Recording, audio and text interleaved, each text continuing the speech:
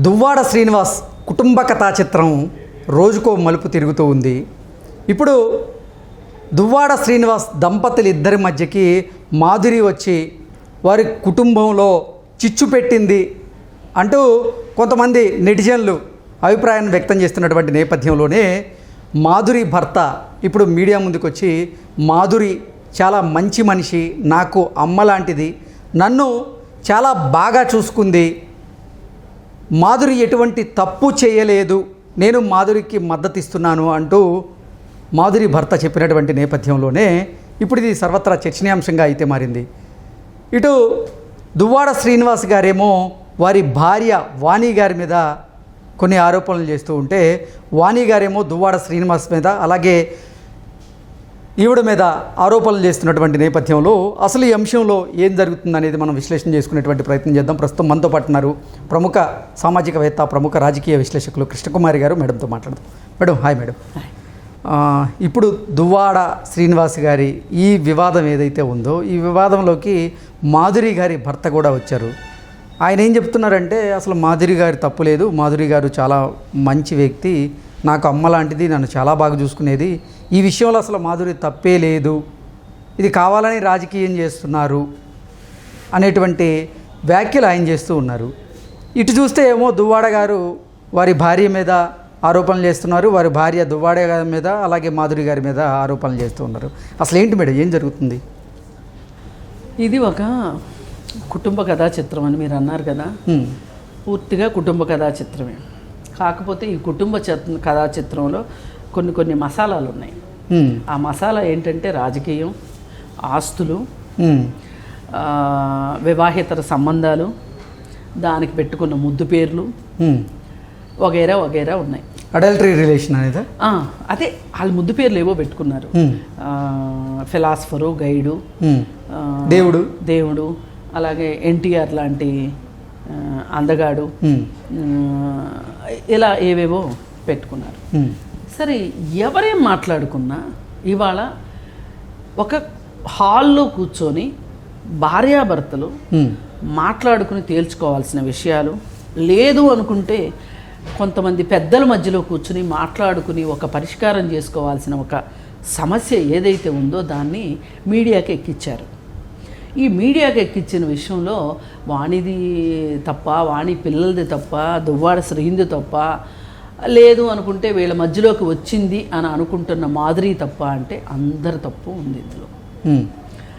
ఎలాగ సెటిల్ చేసుకోవాల్సిన విషయాలను అలాగ సెటిల్ చేసుకోవాలి.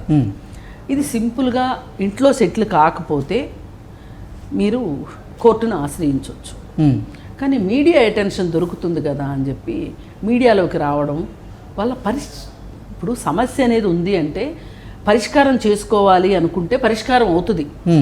ఈ పరిష్కారం చేసుకోవాలి అనుకునేదానికి స్వార్థం ఉండకూడదు, ఈగో ఉండకూడదు, నాదే పై చెయ్యి అవ్వాలి అనేది ఉండకూడదు, ఇట్లా కొన్ని బంధుప్రీతి ఉండకూడదు, ఇలా ఉన్నాయి.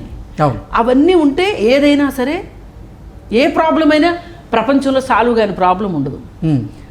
సమస్య పక్కనే పరిష్కారం కూడా ఉంటుంది. కానీ ఇక్కడ అలా అవ్వాలని కోరుకోవట్లా వాళ్ళు ఎవరు కూడా. ఇప్పుడు మనం భార్యాభర్తను తేల్చుకోవాలి అనుకోవట్లా. దానికి ఏం అడ్డు వస్తున్నాయి? ఆస్తులు అడ్డు వస్తున్నాయి, ఈగోస్ అడ్డు వస్తున్నాయి, రాజకీయ జీవితాలు అడ్డు వస్తున్నాయి. ఇప్పుడు వాణికి కూడా రాజకీయ జీవితంలోకి రావాలని ఉంది. అసలు ఈ దువ్వాడ శ్రీనికి రాజకీయ వారసత్వాన్ని ఇచ్చిందే మేము, మా కుటుంబం, ఆస్తులు ఇచ్చింది మేము అనే ఉద్దేశంలో వాణి ఉన్నది. అలాంటిది నా కుటుంబంలోనే ఏదైనా మంచి అయినా చెడైనా ఉండాలి అని ఆవిడ అనుకోవటంలో తప్పులేదు. ఆమెకు భర్త మీద ఆ మాత్రం అధికారం ఉంటుంది. పైగా ఆవిడిచ్చిన జీవితం అతనికి, దువ్వాడ శ్రీనికి. ఆ రౌడీ శ్రీనికి మామూలుగా వేరే వాళ్ళు ఎవరన్నా పిల్లనిస్తారా? ఆస్తిపాస్తులు లేవు, రాజకీయాల్లో ఎక్కడోనో లేడు, ఓ తెగ చదువుకుని ఉద్ధరించేవాడిలాగా లేడు. ఎవరిస్తారు? అంత డబ్బులున్న వాళ్ళు ఏదో ఇష్టపడ్డారు, ఆ అమ్మాయి ఇష్టపడింది కాబట్టి చేశారు, అయిపోయింది. అతను చాలా కృతజ్ఞతగా ఉండాలి దానికి. అలా ఉండకుండా అతను ఒక రకమైన ఒక ఎక్సెంట్రిక్ పర్సనాలిటీ. అంటే అతను ఏం ఆరోపణలు చేస్తున్నాడంటే, నాకు అసలు డబ్బు లేదని నన్ను అవమానిస్తుంది రోజు నా కూతుర్ల ముందు, అంటూ అతను ఆరోపణలు చేస్తూ ఉన్నాడు. కాదండి, ఏమన్నా చేయనివ్వండి, నీకు ఇంకొక మహిళ సాంగత్యం కావాలనిపించింది, ఈ మహిళతో నేను ఉండలేను అనిపించింది, తప్పు లేదు. అసలు వివాహం పక్కనే విడాకులు ఉన్నాయి కదా, అవును, అవకాశం ఉంది కదా, విడాకులు తీసుకో. ఇంకా ఆమె మీద ఆరోపణలు చేయడం దేనికి? ఆమె గయ్యాలిదని, నాకు అన్నం పెట్టలేదని, నాకు అది చేయలేదు ఇది చేయలేదు అని, మా అమ్మని ఇంటికి రానివ్వలేదని. 30 ఏళ్ళు నిద్రపోయావా మీ అమ్మని ఇంటికి రానియకపోతే? ఈరోజు ఎందుకు ఏడుస్తున్నావు దొంగ ఏడుపులు కెమెరా ముందు? ఆమె గయ్యాలిది, ఆమె క్రూరురాలు అయినప్పుడు నువ్వు కోర్టుకెళ్ళి విడాకులు తెచ్చుకోవాలి. విడాకులు తెచ్చుకోకుండా నువ్వు ఇలాంటివి చేయడానికి వీల్లేదు. అందున నువ్వు ఒక రాజకీయ నాయకుడివి, ఒక గౌరవప్రదమైన పోస్టులో ఉన్నావు. ఇట్లాంటి గౌరవప్రదమైన పోస్ట్ కాదు అది. పెద్దల సభలో ఉన్నావు. పెద్దల సభలో ఉన్నావంటే అసలు ఈ పెద్దల సభలో ఇలాంటి మురికోళ్ళందరినీ చేర్చిన రాజకీయ పార్టీలను అనాలి. మేధావులు, లేదంటే సంస్కరణవాదులు, లేదంటే సమాజ సేవ చేసేవాళ్ళు, అలాంటి వాళ్ళని పెద్దల సభలో పెట్టాలి. కానీ ఇలాంటి రౌడీ మోకను అందరినీ తీసుకొచ్చి పెడుతున్న రాజకీయ పార్టీలను అనాలి. ఇప్పుడు పోయినసారి ఎమ్మెల్సీ అనంతబాబు ఏం చేశాడు? అనంతబాబేనా డోర్ డెలివరీ చేసినాడు? మరి ఇలా ఉంది వ్యవహారం. మనం ఇంతకంటే ఏం ఎక్స్పెక్ట్ చేస్తాం చెప్పండి ఇట్లాంటి వాళ్ళందరూ ఉన్న చోట? సరే, ఇవన్నీ జరిగినప్పుడు అతను అలా చేయకోకుండా ఆమె మీద ఎన్ని ఆరోపణలు చేసినా ఉపయోగం లేదండి. సరే, అయిపోయింది. మీ గొడవలు రోడ్డుకి ఎక్కారు. ఈ రోడ్డుకి ఎక్కడానికి ఇంకొక మాధురి అనేవాడ కారణం. ఆవిడ కూడా చాలా ధైర్యంగా చెప్తుంది, అతను చాలా గొప్పవాడు, అతనికి నాకు గురు శిష్యుల బంధం, దేవుడికి భక్తుడికి భగవంతుడికి ఉన్న అనుసంధానమైన అంబికా దర్బార్ బత్తి అంత పవిత్రమైన సుగంధభరితమైన సంబంధం అని చెప్తుంది ఆవిడ. మరి చెప్తున్నప్పుడు మరి వినే వాళ్ళకి చెవుల్లో పూలు పెట్టి మరీ చెప్తుంది ఆవిడ. మరి ఇంత గందరగోళం నడుస్తుంటే వీళ్ళు ఏం రాజకీయ నాయకులు అయ్యుండి ప్రజలకు ఏం మెసేజ్ ఇస్తున్నారు వీళ్ళు? ఇది అసలైన బాధ. కుటుంబాలకు అన్యాయం జరుగుతుంది ఒక్కొక్కసారి, కాదని అనట్లా, కానీ ప్రజలకు అన్యాయం జరగకూడదు. వీళ్ళు రాజకీయాల్లోకి వచ్చి వీళ్ళు ఎవరెవరితోనో వివాహేతర సంబంధాలు పెట్టుకుని రాజకీయాల్లో పైకి ఎదిగి వీళ్ళు ఇలాంటి సంబంధాల ద్వారా వీళ్ళ పనులు కానిచ్చుకుందాం అనుకుంటున్నారు. ఇప్పుడు మాధురిని చూసుకుంటే ఆమెకు పెట్రోల్ బంక్ ఉంది. పెట్రోల్ బంకులో పెట్రోల్లో కిరోసిన్ పోసి అమ్ముతుంది అని చెప్పి సీజ్ చేశారు. సీజ్ చేస్తే ఆమె ధైర్యం ఏంటి చెప్పండి?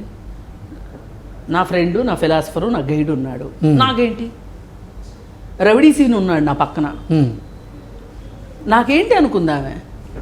నువ్వు రాజకీయాల్లోకి వచ్చి నువ్వేదో ప్రజలకు చేస్తావు అనుకుంటే నువ్వు మాధురికి చేస్తాను సహాయం అంటే ఎట్లా కుదురుతుంది? చేయకూడదు కదా. అవును. మరి ఈ ప్రాసెస్లో ఇదంతా ఒక గందరగోళం అయిపోయిన పరిస్థితిలో సడన్గా మాధురి భర్త ఎంట్రీ ఇచ్చి నా వారే చాలా మంచిది అని ఆయన కితాబులు ఇచ్చేసుకుంటున్నాడు. ఏంటి అంటే వైఎస్ఆర్సీపీకి ఈ దువ్వాడ శ్రీనివాస్ వ్యవహారం ఒక అప్రతిష్టగా మారిందని జగన్మోహన్ రెడ్డి కానీ అతని టీం కానీ ఏదైనా భావించారా? అందుకే వైఎస్ఆర్సీపీ మాధురి భర్తని కన్సల్ట్ అయ్యి ఇటువంటి డ్రామాకి తెర తీశారా అంటే ఏం చెప్తారు? అసలు వాళ్ళకంత బుద్ధి జ్ఞానమే ఉంటే సస్పెండ్ చేయాల్సిందంటారా? దువ్వాడ శ్రీని సస్పెండ్ చేయాలి, లేదు బట్టలిప్పుకుని తిరిగిన గోరంట్ల మాధవ్ని సస్పెండ్ చేయాలి పార్టీ నుంచి. అది ఇది కాదు అనుకుంటే గంట అరగంట అన్న అంబట్ని, అవంతి శ్రీనివాస్ని ఇంటికి పంపించాలి. అయ్యేమీ చేయలేదుగా. కానీ వాళ్ళకి ఇష్టం లేని ఒక ఎక్స్ట్రా క్యారెక్టర్ని మట్టుకు 30 years ఇండస్ట్రీ పృథ్వీని మట్టుకు ఇంటికి పంపించారు.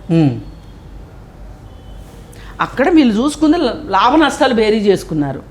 అందుకే వీళ్ళు ఎవరి జోలికి వెళ్ళలేదు. అందుకే ఆ పడవ మునిగిపోయింది. ఆ పడవ ఊరికే మునిగిపోలా. 30 ఏళ్ళు ఉంటుంది అనుకున్న పడవ ఇవాళ చిన్న భిన్నం అయిపోయి ఖచ్చితంగా 10 ఏళ్లలో ఆ పార్టీ ఏమవుతుందో అర్థం కాదు. ఇవాళ దాని ఉనికికే ప్రశ్నార్థకమైన పరిస్థితిలోకి ఆ పార్టీ పడిపోవడానికి కారణమే వ్యక్తిగత కారణాలతోటి, వ్యక్తిగత లాభాల కోసము పుట్టిన పార్టీ అది. అది ఒక ఆదర్శాల కోసమో ప్రజలకు సమస్యల కోసమో ఆత్మగౌరవం కోసం పుట్టిన పార్టీ అయితే ఇలా జరిగి ఉండేది కాదు. జగన్మోహన్ రెడ్డి కాంగ్రెస్ మీద అక్కస్తోటి పార్టీ పెట్టాడు. ఒక షీల్డ్ కావాల్సి వచ్చింది కాబట్టి పార్టీ కావాల్సి వచ్చి పార్టీ పెట్టాడు. అప్పుడు చేరిన వాళ్ళు అందరూ ఎవరు? ఇలాంటి అవసరాలు ఉన్నోళ్ళే వచ్చి చేరారు. ఇక్కడ గుంపు అంతా అదే కదా. ఇప్పుడు ఒక్కొక్కళ్ళని తీయండి మీరు చరిత్ర. ఒక్కళ్ళన్నా డొక్కశుద్ధి ఉన్నోళ్ళు, ఒక్కళ్ళన్నా వాళ్ళకి ఇచ్చిన శాఖ గురించి మాట్లాడగలిగే వాళ్ళు ఒకళ్ళు ఉన్నారా? రోడ్ల మీద డాన్సులు వేసుకునేవాడు ఒకడు రాంబాబు, అంబటి రాంబాబు. సంక్రాంతి పండగకి డాన్సులు వేసుకున్నాడు. ఆయన ఏ శాఖ మంత్రి మీరు చెప్పండి, ఇప్పుడు గుర్తు చేసుకుని చెప్పండి. నీటిపారుదల. అబ్బా, ఈ మధ్య అంతా వివాదాలు అయినాయి కాబట్టి మీకు గుర్తొచ్చింది. మామూలుగా అయితే గుర్తొచ్చుద్దా? విద్యాశాఖ మంత్రి ఎవరో చెప్పండి. ఆయన ఎన్ని ప్రెస్ మీట్లు పెట్టాడు?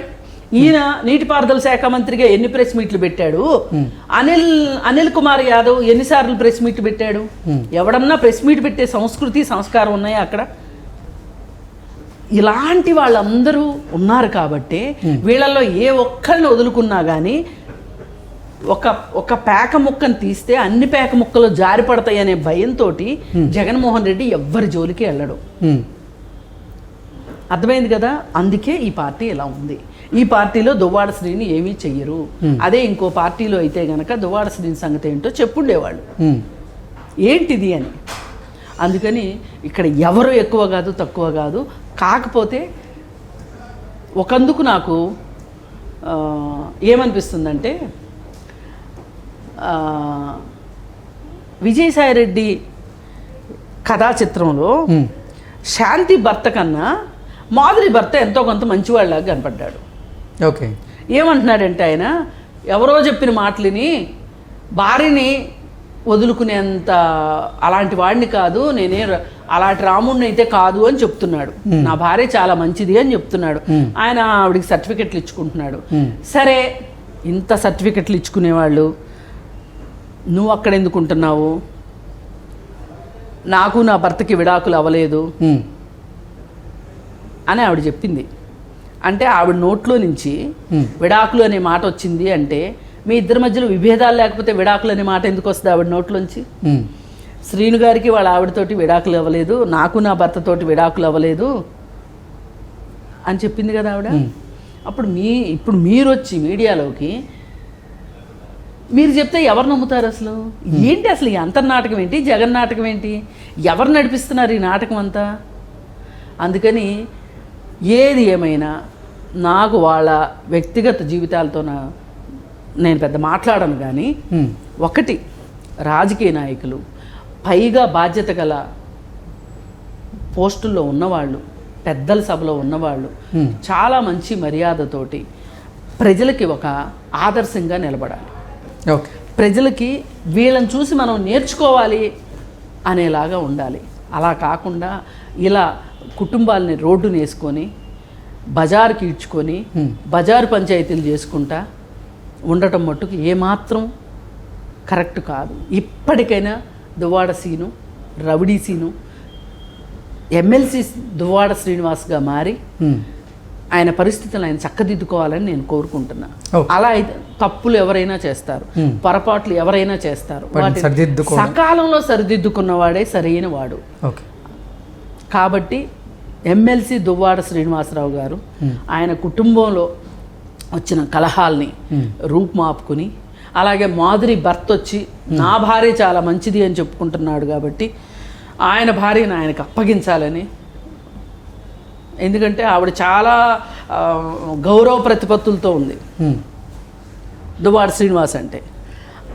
అలా కాదమ్మా, నీ భర్త నిన్ను చాలా ఇష్టపడుతున్నాడు, నువ్వు అమ్మ లాంటి దానివని చెప్పుకుంటున్నాడు, నువ్వు చాలా బాగా చూసుకున్నావు అని చెప్తున్నాడు,